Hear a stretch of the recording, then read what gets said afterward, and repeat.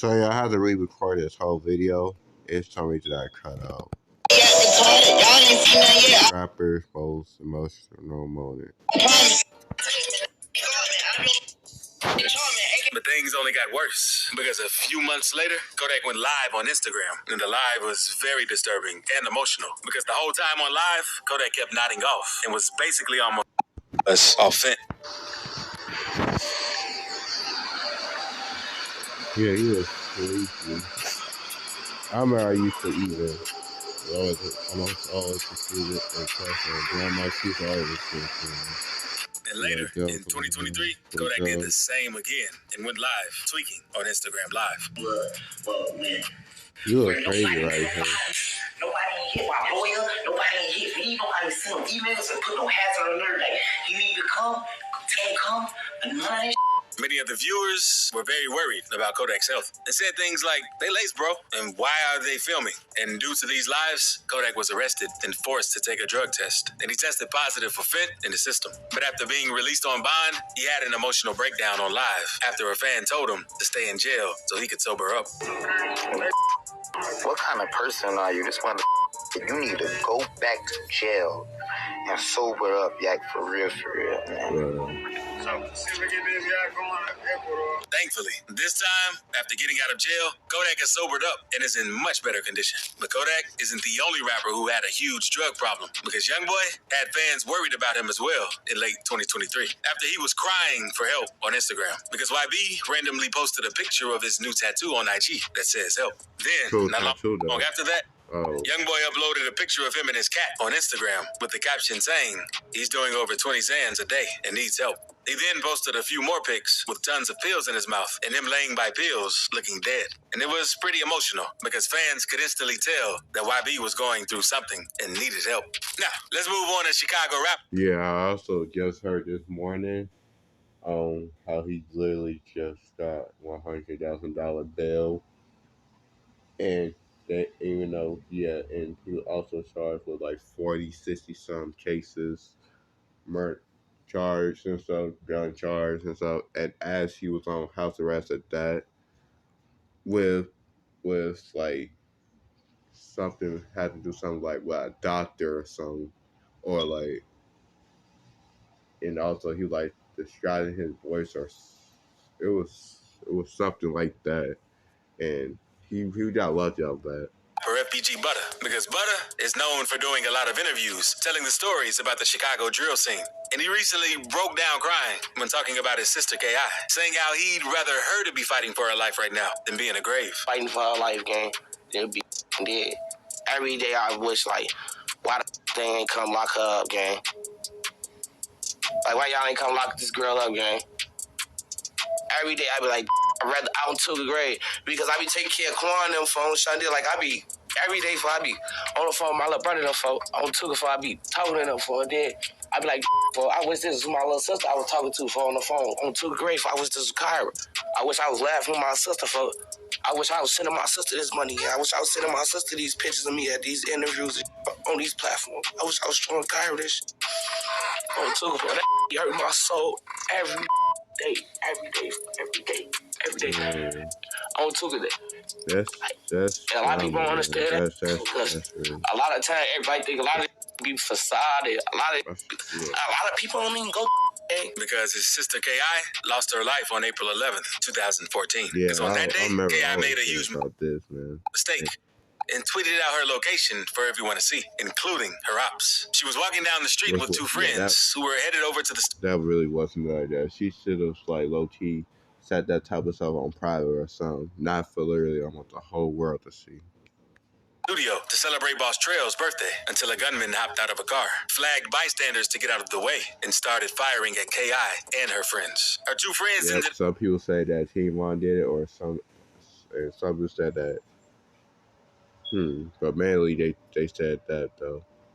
And like 2 or 3 years ago, they said that he would have been charged of her death, and he would have been in jail still if he was alive still. And that's crazy because some robbers die and that if they were still alive, they literally would just still be in jail or something, or just have a better life. they didn't do what they did right now, currently. But you know, if I ever become one, I'll really just try my best to really avoid, not the avoid the opposite, but at least just try. You know, just sometimes you just may not know. You know.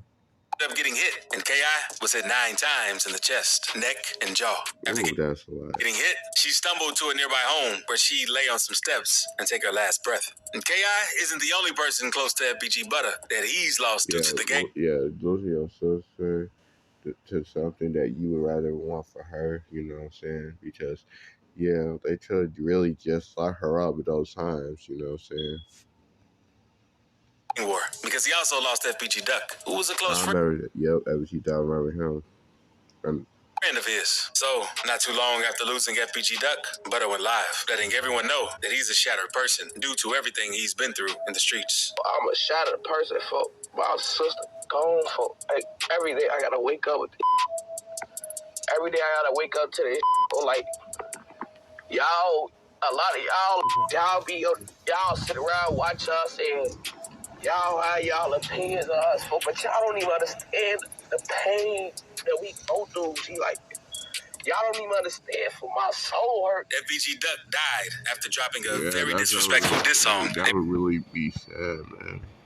I feel that, though. In which he dissed a ton of dead O-Block members. Not even a full month after Duck dropped the diss, dead he was out shopping in the Gold Coast neighborhood, which is a wealthy and safe place in the city. But while they were walking down the street, 2 cars pulled up and 4 shooters hopped out and started sending shots at Duck.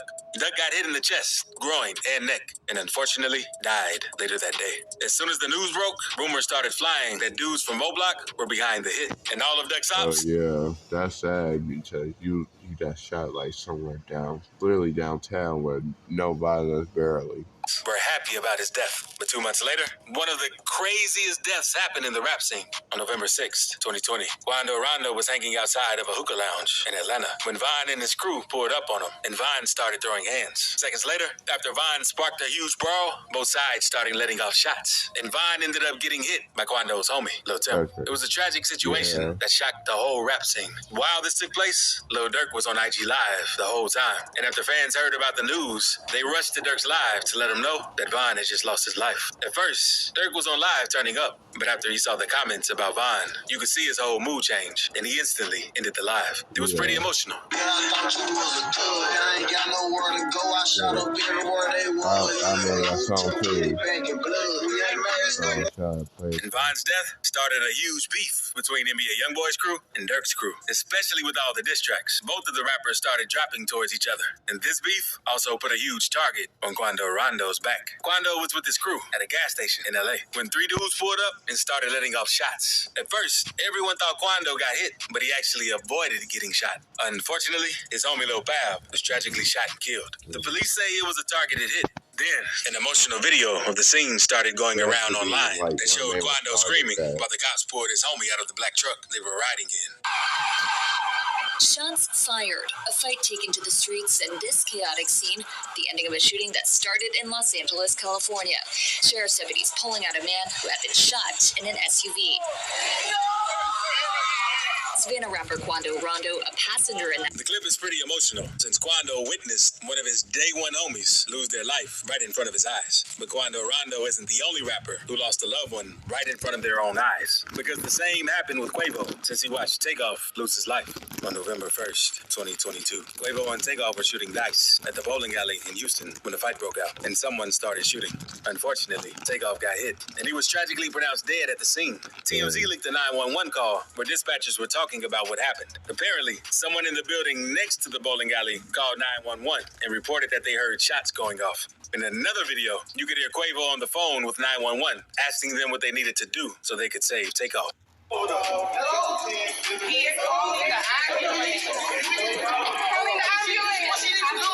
Footage from the scene also shows Quavo standing over Takeoff, trying to save him before he passes. And Takeoff's death was a very emotional moment in the rap scene. At first, Quavo was silent about it, but decided to open up on the situation a year later. He let interviewers know that he's still processing the death of Takeoff, especially since it happened in front of his own eyes. Survivor, I was there, so at the same time, it could have been both of us gone. So I look at this as me being alive. I have to do this job and make sure everybody aware that losing my nephew, you could be in the same position. It's a tough thing knowing that we separated and knowing I'm not gonna see him again on this earth, but it's hard. It's cool.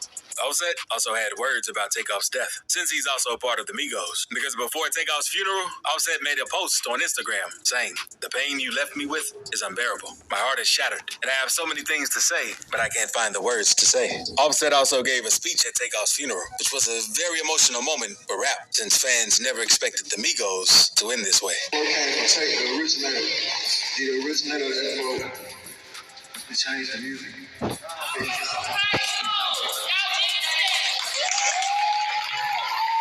That was good, baby.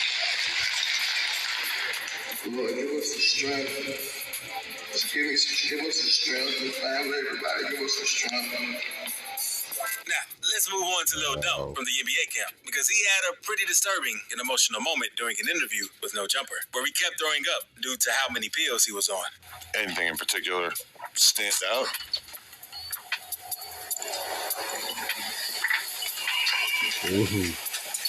Alright, man. Yeah, you shit good, man. It's something good. And fans in Adam 22 were concerned about Lil Dump's health after seeing this interview, since it clearly seems like he needs some help and is going through something. Because Lil Dump didn't even want to talk about why he puked on the interview. What just happened? Something deep in life that, I'd rather not talk about it, but I can talk to you about it personally as a person, you know what I'm saying? But some, things deep in life. But I'm just talking about you puking, or like the fact that you're kind of drunk, right? No, I ain't drunk. I'm sober. You're sober? No alcohol. That's not what's in that cup. I just kind of assumed it was alcohol. Water. Oh, okay. So what are you going through right now? Just some deep things. You trying to get clean? You're trying to get clean? Get clean? Off of some other... Not long after this interview, Lil Dump was featured in another YouTube video where he tells a girl he does more drugs than she could ever imagine. Why are you standing like that? Stand up straight. You gotta be louder, like. I did more drugs than me too. That's not okay. I know. Then, on April 23rd, 2024, Lil Dump was taken to the hospital for, unfortunately, taking the wrong drugs. And you can tell that Dump really needs help. Well, nasty, man. I'll let a meatloaf on top of that. I ain't lying. It's about the best food I got here so far. Yeah, I'm in this comfortable.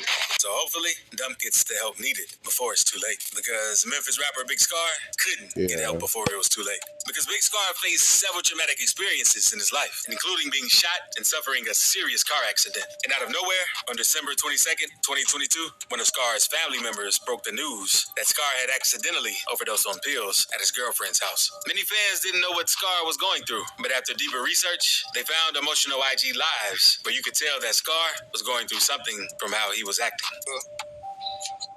Yeah. I don't play, y'all.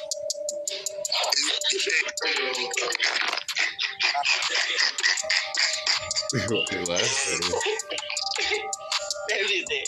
You know what's up? Say me, you know what's up.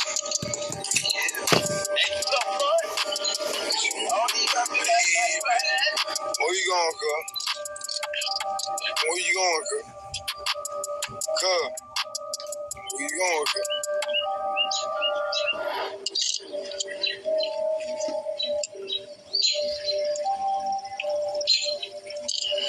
Hey.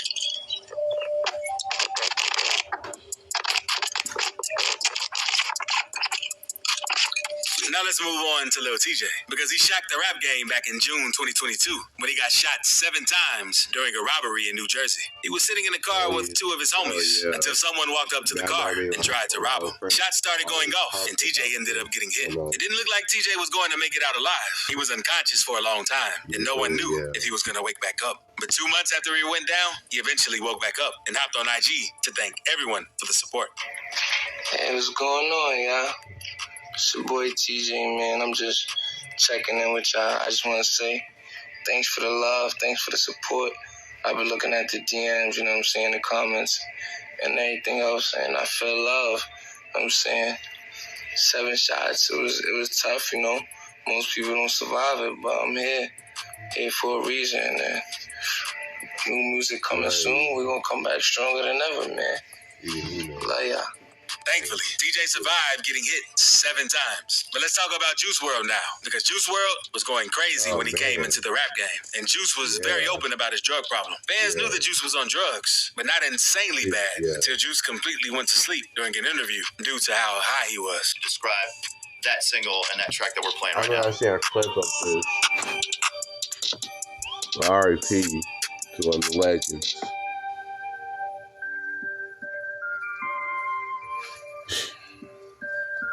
Hey, give me a little bit one on Lucid Dreams. Describe that track to me. My apologies. Things only continued to get worse because on December 8th, 2019, Juice left LA to head home to Chicago. However, police had been tipped off that the private plane taking Juice and his crew to the airport was already bringing a lot of illegal items like weapons and drugs. So the police were waiting when the plane arrived, and they jumped on board to do a search. Juice got freaked out by what they were going to find on him, so he swallowed a bunch of perks and hid them. And while the cops were searching, Juice ended up having a seizure. They suspected that it was due to an opioid overdose, which was correct. And Juice's death hit the rap scene hard, and it was a very emotional moment for a lot of rappers. Boosie was pissed and blamed the pilot for Juice's death. Who told my people they had guns on the plane? You shouldn't have. You the one made them people come search the plane. That's why he swallowed the rat. Snitches. It's a worldwide epidemic. Snitch. Juice WRLD's manager, Lil Bibby, couldn't say much about Juice when DJ Vlad asked him about him. Instead, he just held back tears when talking about attending Juice's funeral. He said, man, I miss how stuff used to be, man, in the beginning. He said, you gotta start coming.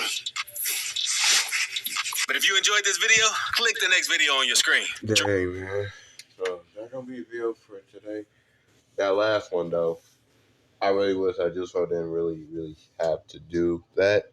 And if when he was worried about what they were gonna find, I wish he would just accept it, whatever that was just found on him. You know, so at the end of the day, he's just one of the great advice rappers out there who did, man.